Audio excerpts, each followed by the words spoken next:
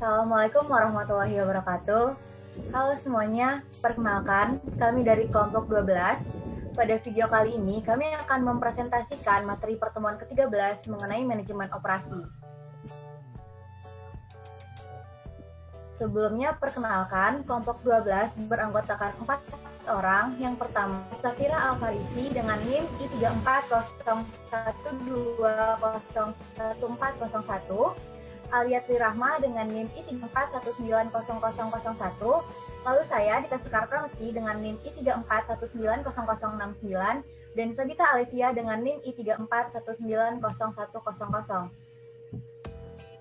Selanjutnya, kami akan menjelaskan mengenai manajemen operasi. Apa itu manajemen operasi? Jadi, definisi dari manajemen operasi adalah desain, operasi, dan pengendalian dari proses transformasi yang mengubah sumber daya seperti tenaga kerja dan bahan baku menjadi barang dan jasa yang dijual ke pelanggan. Apa sih pentingnya manajemen operasi? Pentingnya manajemen operasi yaitu yang pertama, jasa dan manufaktur.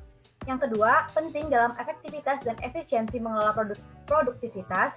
Lalu juga penting sebagai strategi dalam keberhasilan kompetitif organisasi. Selanjutnya, di manajemen operasi ada sistem operasi, yaitu yang pertama input. Inputnya berupa sumber daya manusia,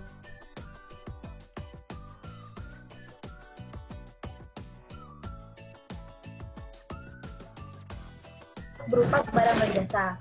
Nah, sejarah dari manajemen operasi ada 3, yaitu yang pertama fokus biaya, yang kedua fokus kualitas, dan yang ketiga fokus produksi massal.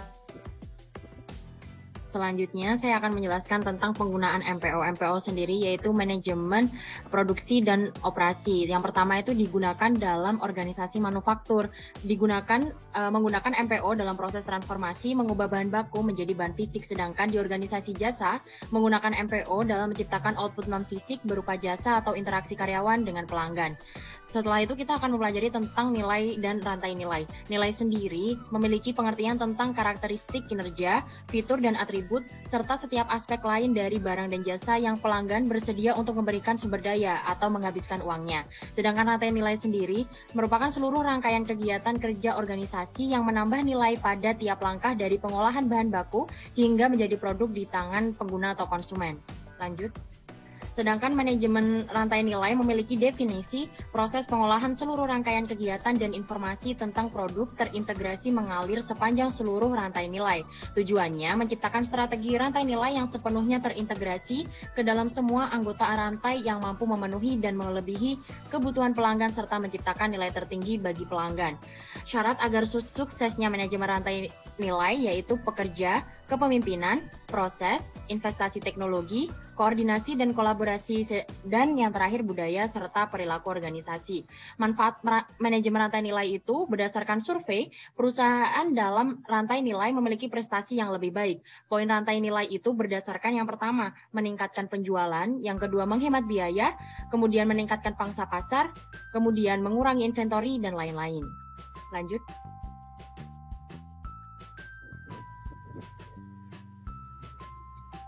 Persyaratannya yaitu yang pertama, koordinasi dan kolaborasi, yang kedua, investasi teknologi informasi, yang ketiga, perubahan proses organisasi, kemudian ada kepemimpinan berkomitmen, kemudian ada pekerjaan yang fleksibel dan adaptif, dan yang terakhir ada budaya orang yang mendukung. Rintangan MRN tadi atau manajemen rantai nilai, yang pertama ada hambatan orang, seperti menolak berbagai informasi, enggan berubah dari status quo atau status yang jelas, kemudian menyangkut isu keamanan. Yang kedua ada sumber daya manusia, kurang berkomitmen, menolak menjadi fleksibel, tidak termotivasi, serta manajer kurang terlatih. Kemudian ada kemampuannya seperti kurang atau gagal membangun manajemen nilai rantai yang dibutuhkan. Dan yang terakhir ada budaya perilaku seperti kurang kepercayaan atau overconfident. Kemudian ada takut akan hilangnya decision making power. Selanjutnya saya akan menjelaskan tentang isu-isu di MPO. Yang pertama, peran teknologi dalam manufaktur, peningkatan otomatisasi dan integrasi fasilitas produksi dengan sistem bisnis untuk mengendalikan biaya, seperti pemeliharaan prediktif, diagnostik jarak jauh, dan utilitas penghematan biaya.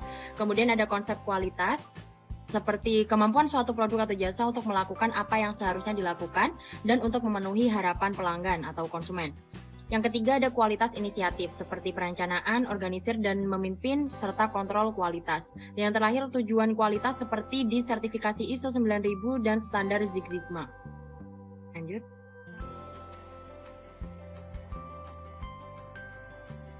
Selanjutnya saya akan menjelaskan tentang dimensi kualitas produk. Seperti yang pertama, dilihat dari kinerja berupa karakteristik operasi. Yang kedua ada fitur, seperti karakteristik khusus yang penting. Selanjutnya ada fleksibilitas, memenuhi spesifikasi operasi selama beberapa waktu. Selanjutnya ada daya tahan, seperti jumlah penggunaan sebelum kinerja memburuk. Ada kesesuaian, seperti pertandingan dengan standar pembangunan. Ada servisabilitas, kemudahan dan kecepatan perbaikan. Ada estetika, bagaimana produk terlihat dan terasa. Dan yang terakhir ada persepsi kualitas, seperti penilaian subjektif dari karakteristik atau citra produk.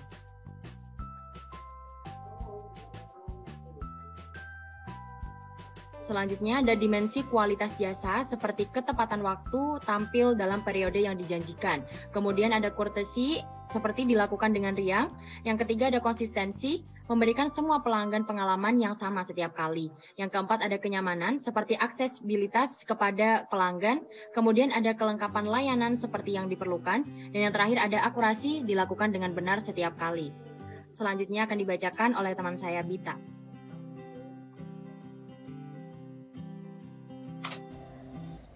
Subbab selanjutnya adalah isu yang terjadi di masa kini, yakni kustomisasi massal. Kustomisasi massal adalah sebuah konsep design to order yang menyediakan konsumen dengan produk kapan, di mana, dan bagaimana mereka menginginkannya. Manfaat dari kustomisasi massal adalah menciptakan hubungan penting antara perusahaan dan pelanggan dalam memberikan loyalitas, membangun nilai kepada pelanggan, dan juga mengumpulkan informasi pasar yang berharga untuk perusahaan. Selanjutnya adalah penjelasan mengenai ISO 9000. ISO 9000 adalah kumpulan standar untuk sistem manajemen mutu atau biasa disingkat dengan SMM. ISO 9000 yang dirumuskan oleh TC 176 ISO, yaitu organisasi internasional di bidang standarisasi.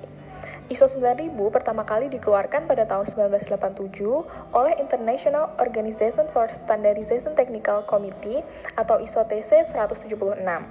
ISO TC inilah yang bertanggung jawab untuk standar sistem manajemen mutu.